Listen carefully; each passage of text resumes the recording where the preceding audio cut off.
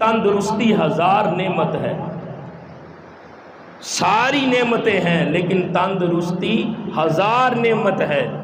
تو میرے آقا صلی اللہ علیہ وسلم نے کیا فرمایا؟ یہ روزہ بندہ مومن کی زندگی کو کس طرح حسین بناتا ہے، بندہ مومن کی زندگی میں روزہ کس طرح نکھار پیدا کرتا ہے۔ میرے آقا نے فرمایا سومو تصیحو، تم روزہ رکھو تو تم صحت یاب ہو جاؤ گے، تم روزہ رکھو تمہیں صحت ملے گی۔ تو جہاں صحت ہے، جس کو کہتے ہیں صحت ہزار نعمت ہے، تندرستی ہزار نعمت ہے، ادھر بندہ روزہ رکھتا ہے، روزہ رکھنے کی وجہ سے بندہ مومن کو صحت اور تندرستی ملتی ہے۔ اور پھر ایک حدیث میں میرے آقا صلی اللہ علیہ وسلم نے دیکھے کیا فرمایا؟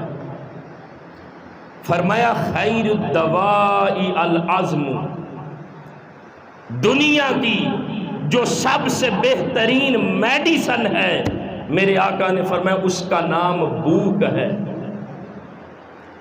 خیر الدواء، دنیا کی سب سے بہترین دوا، دنیا کی سب سے بہترین دوائی، میرے آقا نے فرمایا العزم، اس کا نام بھوک ہے۔ آپ کسی بیماری کا شکار ہوئے جس کی آپ میڈیسن لیتے ہیں، شفا نہیں ملتی، اور وہ بیماریاں جو لا علاج ہیں، جن کا علاج لوگ نہیں کر سکے، ان کا علاج بھوک کرتی ہے۔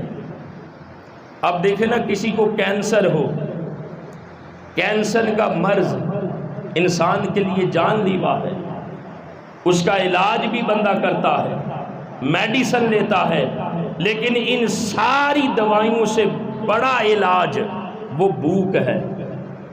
جب بندہ بھوکا رہتا ہے نا، تو بے شمار بیماریاں ایسی ہیں جن سے انسان خود کو بچا لیتا ہے۔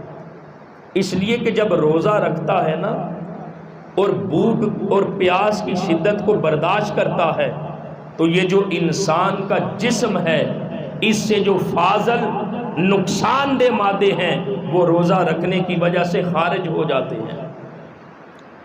اس لیے میرے آقا صلی اللہ علیہ وسلم نے فرمایا سب سے بہترین دوائی وہ بھوک ہے، بھوکا رہنا سب سے بہترین دوا ہے۔ اور روزے کی حالت میں بندہ کیا کرتا ہے؟ سحری سے لے کر افطاری تک بھوکا اور پیاسا رہتا ہے۔ تو جب روزہ رکھ کر بندہ مومن بھوک اور پیاس کی شدت کو برداشت کرتا ہے، تو اس روزہ رکھنے کی وجہ سے انسان کے جسم کو صحت اور تندرستی ملتی ہے۔ روزہ انسان کی زندگی کو نکھارتا ہے، روزے کی وجہ سے انسان کی زندگی میں بہار آتی ہے، اور روزہ رکھنے کی وجہ سے بندہ مومن کو صحت اور تندرستی ملتی ہے۔ اس لیے کہ میرے آقا نے فرمایا دنیا کے سب سے بہترین دوائی بھوک ہے۔